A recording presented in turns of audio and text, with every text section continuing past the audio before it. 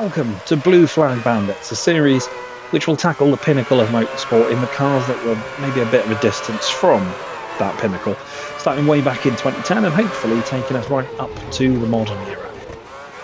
First things first though, you're probably asking why Blue Flag Bandits? Simple answer, who doesn't love a backmarker? Who doesn't love an underdog? And me know. In literal terms, I guess, blue flags used to move those backmarkers out of the way of your leaders. And in the 2024 Grand Prix of Las Vegas, I believe it was, Martin Brundle described the drivers as bandits. That description of the drivers stuck, and it sounded quite cool, I guess. So here we are, Blue Flag Bandits. As for why those backmarkers, I've always loved the stories of a hopeful backmarker team fighting for their lives and getting those triumphant moments of maybe a solitary point or a front row start or occasionally a podium.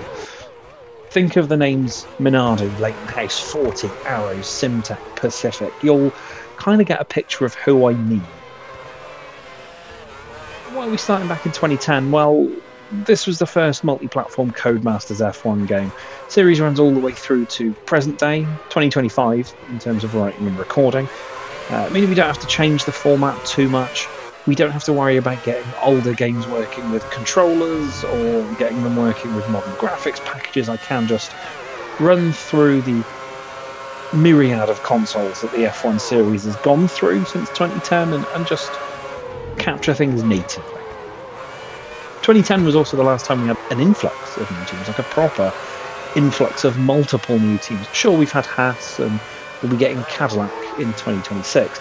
But this is the last time that we had a clutch of new teams all at once, like we used to have in the 70s, 80s, 90s era of Formula One. There was a promised cost cap that drew a lot of new entrants, prospective new entrants. I believe it was 15 were put forward to the FIA. 3 were accepted, one of whom was US F1, who didn't make it and were replaced. But that cost cap did see threats of a breakaway series from the big constructors in 2009, which obviously then led to the cost cap being dropped until we got a much more balanced cost cap later down the line. And there was also a massive overhaul of aerodynamics and things like that in 09-10 that gave the playing field a little bit more of a reset. Originally, the idea was going to be that it was going to be the bottom-ranked team for every season, but that would mean staying in the same team multiple seasons in a row. Something I've only had to do once, later on down the line in the roadmap I've generated for myself. But we'll be staying as close to the bottom as we can. So expect to see Virgin Racing, Mana Marussia, Hispania Racing Team, HRT, Lotus Caterham, obviously Team Lotus, not Lotus Renault, but we'll get into that in a couple of years' time. Sauber, Haas, Williams, and even 2024 constructors McLaren find themselves down in the Blue Flag Bandits at least once. So now we can talk about what happened in the real world of Formula 1 in 2010. The season previous, we'd had the fairy tale Brawn GP Jenson Button Championships. Something that was a bit of a shot in the arm, I think, for the established constructors and manufacturers, but something we all loved, and so very much everybody liked that moment in F1. And as the start of the year, as I've mentioned, we had those 3 new teams join us: Lotus, Virgin Racing, and Hispania Racing Team, otherwise known as HRT. That's how I'm going to be referring to them. Mercedes re-entered after buying out Brawn, and we'd lost Toyota and BMW from the sport. We weren't obviously far away from Honda leaving back in at the end of 08, start of 09, hence the Brawn story.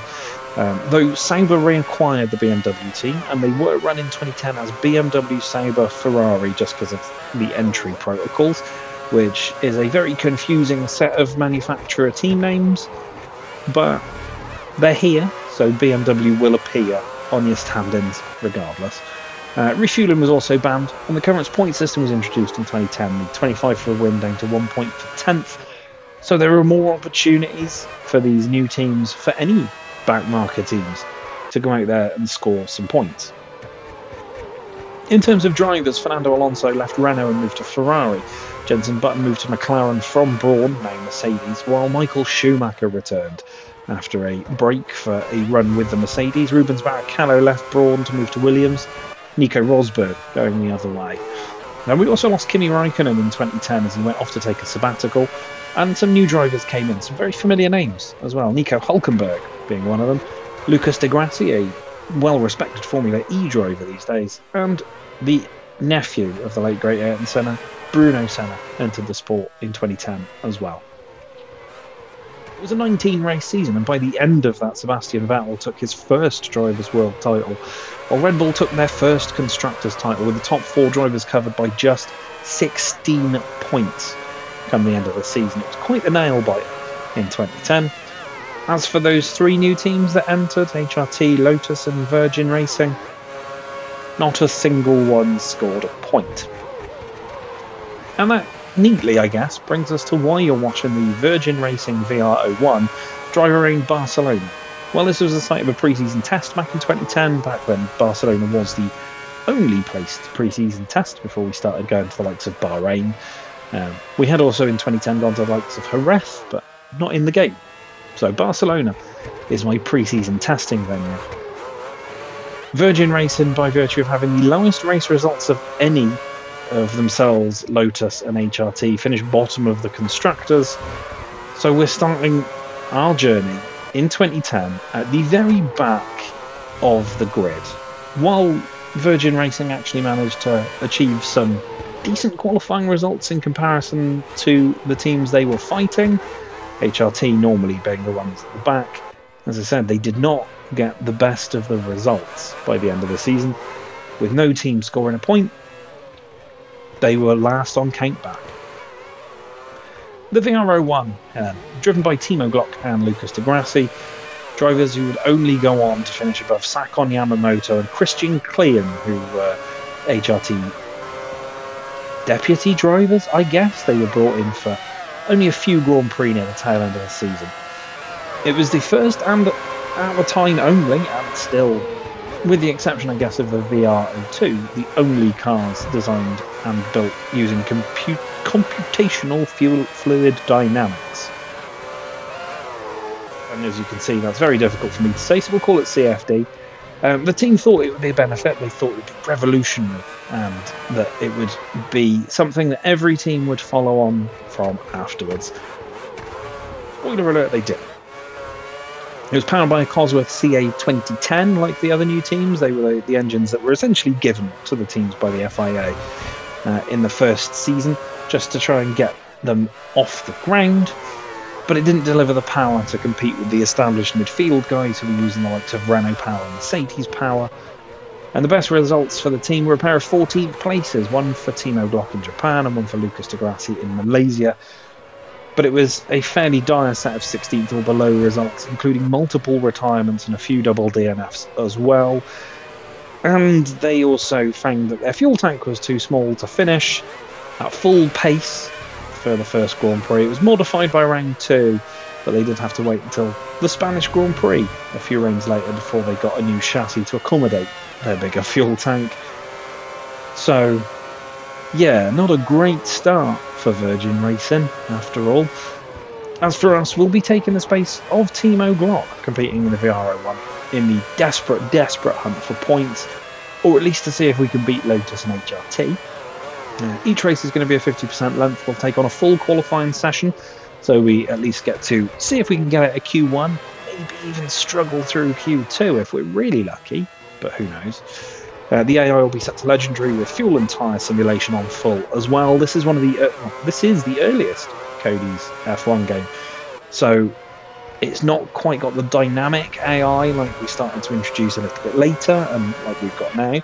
So it is easy, medium, hard, legendary, and pros in there as well, rather than the sliding scale.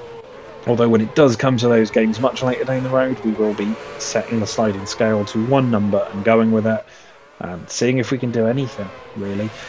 To stop ourselves from being over-competitive, we're going to restrict ourselves to 5 laps of practice, spins and all. You'll get to see the footage of those through each race. And if there's an R&D objective, we will do the extra laps to complete the R&D objective. In the earlier games, as driver number 2, you didn't really get to have as much R&D input as you do now, where obviously you've got R&D objectives regardless. But for us, if we do get elevated to number 1 driver over the course of the season, we will then tackle those R&D objectives as well, just to make sure that we can at least improve the car as if we would be doing in real life. And as I say, the later games obviously allow every driver, regardless of status in the team, to take on R&D. So we will be taking those R&D objectives on, again, much later down the road. We're at 2010, we've got a long way to go. And the race has been 50%, as you've just spotted in the footage there. We're going to be tackling pit stops as well. All manual, so we're going to have, for 2010 and the earlier games, got to make sure we hit those brakes early enough so we don't nearly run over the mechanics. And also make sure that we're hitting the speed limiter. In the later games, it will be the turn-in. Again, if you're familiar with Codemasters F1 games, you'll know exactly what I'm talking about. So here we begin. In the Virgin Racing VR01 in 2010, hoping we can at least beat Lotus and HRT, and maybe, just maybe, bag a point. If not a couple more, but I'm not greedy, a solitary point would do. So join me for the lows, the lower lows, and probably the lowest of the lows, as we struggle with the vain hope of a small high in our debut season with Virgin Racing. I'm going to leave you with a little bit of the VR01, rattling around Barcelona for maybe another lap or so. Join me for round 1, 2010 Bahrain, very shortly. Don't forget to like and subscribe, do all that good stuff, and join me behind the wheel of this not so revolutionary CFD designed Virgin Racing 01.